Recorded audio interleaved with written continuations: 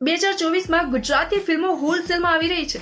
I mean આટલી ફિલ્મો એકી સાથે, એ પણ different things, ideas and concept. અને એમાંની મોસ્ટ અવેટેડ ફિલ્મ એટલે કશુંબો, જેનું ટ્રેલર રિલીઝ થયું છે અને તેને ન જોવાનું રીઝન પણ. વેલકમ ટુ ધ ફિલ્મી પ્લેનેટ. આ પ્લેનેટ પર મળશે તમને ઓલ ગુજરાતી ફિલ્મોના રિવ્યુઝ એન્ડ અપડેટ.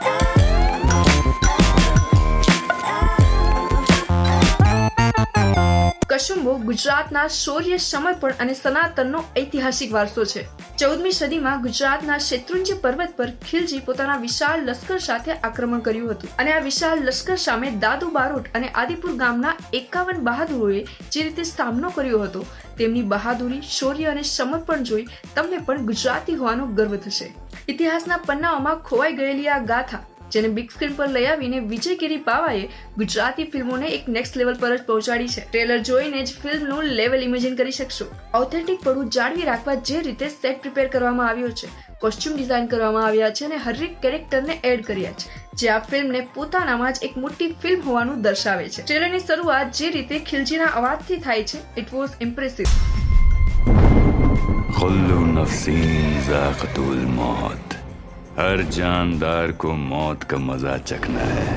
પહેલી નજરે ઇમેજિન પણ નહીં કરી શકો કે આ કોઈ ગુજરાતી મૂવી ટ્રેલર છે. 2 મિનિટ 33 સેકન્ડના આ ટ્રેલરના હરેક ડાયલોગ તમને ગૂઝબમ્પ ફીલ કરાવશે. एक पत्थर માટે इतना मोह.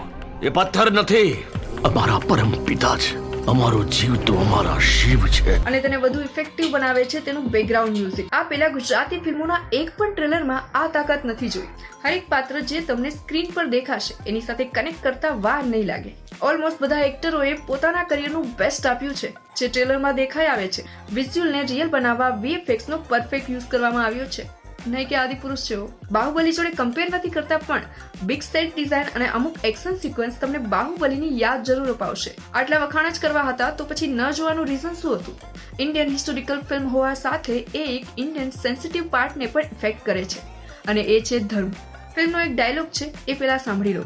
ઈશ્વરને ખંડન ને સર્જનમાં કાંઈ હરખ શોખ નથી, પણ જ્યારે માણાની આસ્થા ભાંગીને ભોય ભેગી થઈ જાય ને, ત્યારે છાતી ફાટ ફાટ બેહી જાય. દાદુ બારોટનો આ ડાયલોગ ઘણું કહી જાય છે. સર્જન કે પછી ખંડનથી કોઈ પણ ધર્મને કે પછી ઈશ્વરને ફરક નથી પડતો, પણ તેને માનનારા લોકોને પડે છે. અને એટલે જ ધર્મમાં વિશ્વાસ કરતો માણસ અને ધર્મના નામ પર વિદ્રોહ કરતા માણસમાં ફરક હોય છે. એક શૌર્ય, સમર્પણ અને બહાદુરીની ગાથાને સરાહવું યોગ્ય છે, પણ ધર્મના નામ પર વિદ્રોહ ફેલાવવો કેટલે અંશે યોગ્ય છે? જો આપ પણ એ લોકોમાંના એક છો તો આ ફિલ્મ આપના માટે નથી, મતલબ કે વિદ્રોહીઓ, નહીં કે ધર્મ માટે. તમારું શું મંતવ્ય છે કમેન્ટ બોક્સમાં લખી શકો છો. એન્ડ ટ્રેલર કેવું લાગ્યું? ફિલ્મના સેટ અને વિઝ્યુઅલની જેમ આ ફિલ્મ ગુજરાતી ફિલ્મોની સૌથી મોટી ફિલ્મ બનશે? 16 ફેબ્રુઆરી સુધી આ ક્યુરિયોસિટી જાળવી રાખજો, બીકોઝ 16 ફેબ્રુઆરી આ ફિલ્મ આપના નજીકના સિનેમાઘરોમાં આપની રાહ જોઈને બેઠું હશે. અને હા, અમે રાહ જોઈ રહ્યા છે આપના સપોર્ટની. મતલબ ચેનલ પર નવા હો અને ચેનલ સબસ્ક્રાઇબ ન કરી હોય તો હમણાં જ કરી લો, અને ઇન્સ્ટાગ્રામ પર ફોલો પણ કરી શકો છો. મળીએ નેક્સ્ટ વિડીયોમાં. Bye bye.